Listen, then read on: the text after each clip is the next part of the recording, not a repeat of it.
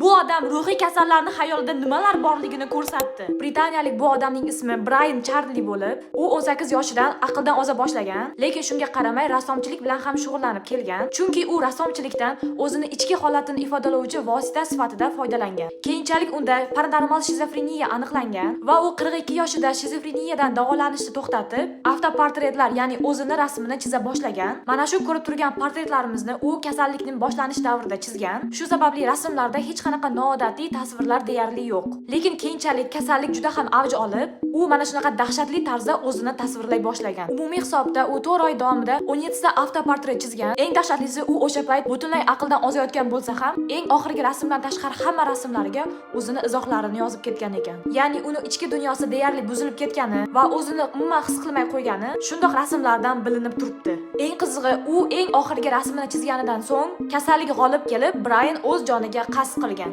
Wikipediyadagi ma'lumotlarga ko'ra, Brianni davolanishni to'xtatishi va holatini juda ham og'irlashishiga sabab uni san'at bozorida omadi kelmayotganligi va juda ham kuchli dori vositalar qabul qilayotganligi deb keltirilgan ekan. Lekin eng qizig'i, siz nima deb o'ylaysiz? Rostaga ham mana shu faktorlar uni hayotiga nuqta qo'yishiga sabab bo'lganmi yoki bu yerda boshqa sabablar ham bormi? O'zingizning fikringizni kommentariyada yozib qoldiring va keyingi videolarda ko'rishguncha